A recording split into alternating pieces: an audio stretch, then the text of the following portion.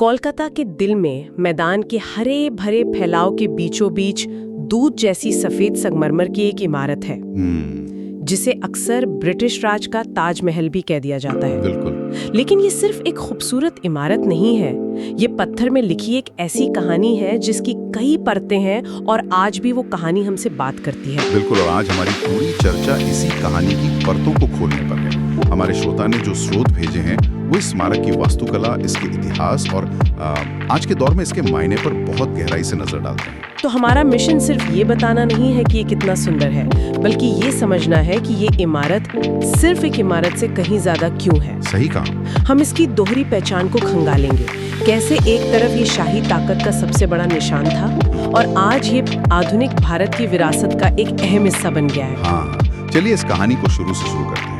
इसकी जड़ें इतिहास में बहुत गहरी। तो कहानी शुरू होती है 1901 में महारानी विक्टोरिया की मौत के साथ। मुझे हमेशा ये सवाल हैरान करता है कि एक ब्रिटिश महारानी के लिए भारत में, और वो भी खास तौर पे कलकत्ता में, इतना बड़ा स्मारक बनाने की जरूरत क्यों पड़ी। ये सवाल ही मतलब पूरी कहानी की चाबी है। हमें उस जमाने में जाना होगा। तब कलकत्ता, जैसा कि उसे कहा जाता था, सिर्फ एक शहर नहीं था, वो राजधानी थी। हाँ, वो ब्रिटिश भारत की राजधानी थी, पूरे साम्राज्य का पावर सेंटर। तो यहाँ एक स्मारक बनाना सिर्फ महारानी को श्रद्धांजलि देना नहीं था। तो फिर क्या था? ये भारत में ब्रिटिश साम्राज्य के शिखर पर होने का ऐलान था। एक तरह से पत्थर पर अपनी मोहर लगाना कि हम यहाँ हैं और हम यहीं रहेंगे। और ये कोई छोटा मोटा प्रोजेक्ट नहीं था। इसकी नींव 1906 में रखी गई और ये 1921 में जाके पूरा हुआ। पूरे 15 साल। 15 साल। और ये वो दौर था जब भारत में सब कुछ उबल रहा था। स्वदेशी आंदोलन, आजादी की सुगबुगाहट, सब कुछ। एक तरफ भारत अपनी पहचान के लिए छटपटा रहा था और दूसरी तरफ ब्रिटिश हुकूमत अपनी ताकत का ये विशाल प्रतीक खड़ा कर रही थी। मतलब एक ही शहर में दो बिल्कुल अलग कहानियां एक साथ चल रही थी। बिल्कुल। अब आते हैं इसकी बनावट पर, जो शायद लोगों को सबसे ज्यादा खींचती है। ये पूरा का पूरा सफेद मकराना संगमरमर से बना है और जैसे ही कोई मकराना संगमरमर सुनता है, दिमाग में सीधी एक ही तस्वीर आती है, ताजमहल। ताजमहल। और ये कोई इत्तेफाक नहीं था। आर्किटेक्ट सर विलियम एमरसन बहुत साफ सोच रखते थे। वो मुगलों की शान की बराबरी करना चाहते थे, लेकिन एक ब्रिटिश अंदाज में। अच्छा। तो ये सिर्फ संगमरमर का इस्तेमाल नहीं था, ये एक संदेश था। ये कहने की कोशिश थी कि जो भव्यता मुगलों के पास थी, अब वो हमारे पास है। मतलब ये सिर्फ आर्किटेक्चर नहीं, बल्कि एक तरह का पावर प्ले था। बिल्कुल। इसकी शैली को इंडो सारासेनिक रिवाइवल कहते हैं। सुनने में थोड़ा भारी लगता है। हाँ, लगता है, पर इसका मतलब है दो दुनियाओं का मिलन। इसमें ब्रिटिश और वेनिस की बनावट को मुगल और यहाँ तक कि मिस्र के डिजाइन के साथ मिलाया गया है। अच्छा, जैसे इसका जो बड़ा सा गुंबद है वो आपको लंदन के सेंट पॉल कैथेड्रल की याद दिलाएगा, लेकिन उसके चारों ओर जो छतरियां और जाली का काम है वो एकदम मुगल आर्किटेक्चर जैसा है। अच्छा, तो ये सिर्फ कॉपी पेस्ट नहीं था, बल्कि एक सोची समझी खिचड़ी थी। एक ऐसी खिचड़ी जो एक राजनीतिक बयान दे रही थी कि हम तुम्हारी कला को समझते हैं, लेकिन अब सत्ता हमारी है। मैंने हमेशा उस गुंबद के ऊपर की मूर्ति देखी है, वो परी जैसी, लेकिन मुझे लगा कि वो बस एक मूर्ति है। पर मुझे एक ऐसी बात पता चली जो अविश्वसनीय है। क्या ये सच है कि वो घूमती है? हाँ, और ये इस इमारत के सबसे कमाल के रहस्यों में से एक है। उसे एंजल ऑफ विक्ट्री यानी विजय की देवी कहते हैं। Angel of victory? वो कांस्य की मूर्ति बॉल बेयरिंग के एक सिस्टम पर खड़ी है। इसका नतीजा ये होता है कि जब तेज हवा चलती है तो वो घूम जाती है। हाँ, तो वो परी हवा की दिशा में घूम जाती है। ये एक तरह से दुनिया का सबसे खूबसूरत पवन चक्की है। कमाल है। मतलब इतनी गंभीर और भव्य इमारत के ऊपर एक ऐसा चंचल सा हिस्सा भी है, ये तो मैंने कभी सोचा ही नहीं था, है ना? लेकिन मुझे हमेशा लगता था कि ये बस बाहर से देखने की एक खूबसूरत इमारत है। असली कहानी तो शायद इसके दरवाजों के पीछे है। बिल्कुल। बाहर जो दिखता है वो सिर्फ आधा सच है। असली उलझन तो अंदर शुरू होती है, जहाँ ये एक जीता जागता म्यूजियम है। कितनी गैलरियां हैं? 25 से ज्यादा गैलरियां हैं इसके अंदर। और यहीं पर आकर कहानी पूरी तरह पलट जाती है। एक तरफ है रॉयल गैलरी, जिसमें महारानी विक्टोरिया और प्रिंस एल्बर्ट की पेंटिंग्स हैं, उनके जीवन से जुड़ी चीजें हैं। फिर है कैलकाटा गैलरी, जो इस शहर के बनने और बदलने की कहानी कहती है। फिर आती है नेशनल लीडर्स गैलरी। और इसी गैलरी में इस इमारत की पूरी कहानी का सार छिपा है। एक मिनट, तो आप कह रहे हैं कि जिस इमारत को साम्राज्य की ताकत दिखाने के लिए बनाया गया, हाँ, आज उसी की दीवारों के अंदर हम उन लोगों को सम्मान देते हैं जिन्होंने उस साम्राज्य को उखाड़ फेंका, स्वतंत्रता सेनानियों को। यही तो बात है। ये तो कमाल की विडंबना है, जैसे किसी ने दुश्मन के ही किले पर अपना झंडा लगा दिया हो। इसे ही तो इतिहास का मजाक कहते हैं। एक ही छत के नीचे आपको ब्रिटिश गवर्नर जनरल के चित्र मिलेंगे और ठीक कुछ दूर चलने पर भारतीय राष्ट्रवादियों के। ये दिखाता है कि इतिहास सीधा सपाट नहीं होता, कभी नहीं होता।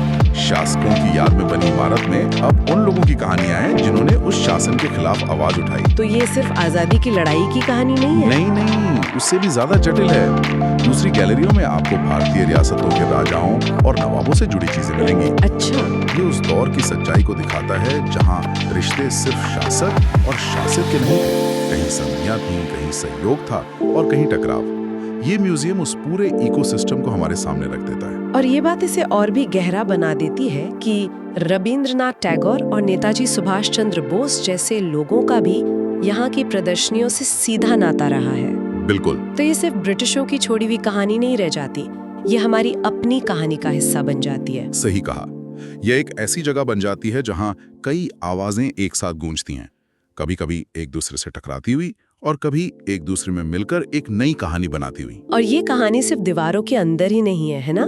क्योंकि जैसे ही आप बाहर कदम रखती हैं, आपको एक बिल्कुल अलग दुनिया मिलती है। हाँ, वो बगीचे, 64 एकड़ के बगीचे। और वो बगीचे आज कोलकाता के लिए उतने ही जरूरी हैं जितनी ये इमारत। बिल्कुल, वो शहर के फेफड़े हैं। लोग वहाँ सुबह टहलने आते हैं, परिवार पिकनिक मनाते हैं, दोस्त गपशप करते हैं। फोटोग्राफरों के लिए तो वो जन्नत है। हाँ, सही में।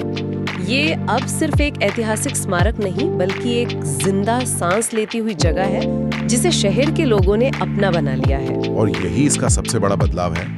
बेशक ये कोलकाता के औपनिवेशिक अतीत का सबसे बड़ा प्रतीक है, लेकिन शहर ने इसे पूरी तरह से अपना लिया, इसे अपना बना लिया है। हाँ, ये अब इतिहास की किताब का कोई सूखा पन्ना नहीं है। मतलब ये अब सिर्फ एक रेलिक नहीं, बल्कि एक्टिव कल्चर का हिस्सा बन गया है। एकदम। आप इसे फिल्मों में देखेंगे, पोस्टकार्ड पर देखेंगे, ये कोलकाता की पहचान बन चुका है।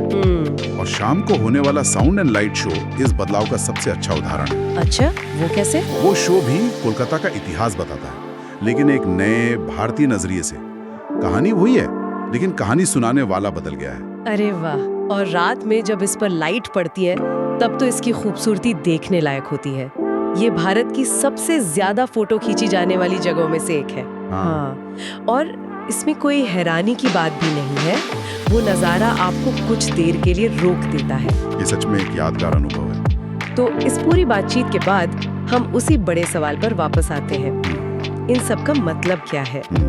आज विक्टोरिया मेमोरियल को किस नजर से देखा जाना चाहिए? क्या ये गुलामी का एक निशान है या हमारी साझा विरासत का एक हिस्सा? इसका कोई एक जवाब नहीं है, और शायद यही इसका सही जवाब है। इसकी ये दोहरी पहचान ही इसकी असलियत है। मतलब ये दोनों है? हाँ, ये दोनों है। हाँ, इसे ब्रिटिश साम्राज्य की शान में बनाया गया था, ये सच है। हम इसकी जड़ों को नहीं बदल सकते। लेकिन पेड़ अब बड़ा हो गया है और उसकी शाखाएं कहीं और फैल गई हैं। बिल्कुल सही कहा। आज ये एक आधुनिक भारतीय म्यूजियम है। ये एक पब्लिक पार्क है जहां हर भारतीय का हक है। सही बात है। ये शाही ताकत के प्रतीक से भारतीय विरासत के प्रतीक में बदलने का एक जीता जागता सबूत है। अंदर की नेशनल लीडर्स गैलरी इस बदलाव की गवाही देती है। यह एक दिलचस्प तुलना है। एक तरफ उत्तरी कोलकाता की पुरानी हवेलियां हैं जो शहर के बंगाली और पारंपरिक दिल को दिखाती हैं, जैसे पुतुलबाड़ी। हाँ, और दूसरी तरफ ये भव्य विक्टोरिया मेमोरियल है जो शहर के शाही और यूरोपीय चेहरे को दिखाता है। और ये दोनों मिलकर ही कोलकाता की पूरी तस्वीर बनाते हैं। एक के बिना दूसरा अधूरा है।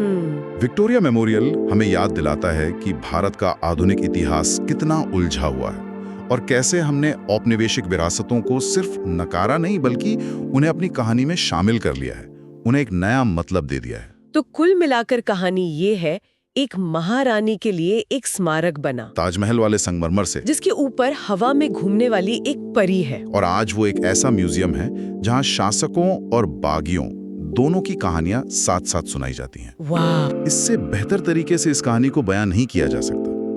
ये एक ऐसी जगह है जो अतीत को याद करती है, वर्तमान में जीती है और भविष्य के लिए बातचीत के नए दरवाजे खोलती है। तो आज की इस चर्चा को खत्म करते हुए हम श्रोताओं के लिए एक सवाल छोड़ना चाहेंगे। जरूर। जब कोई स्मारक एक ताकत के प्रतीक के तौर पर बनाया जाता है, लेकिन वक्त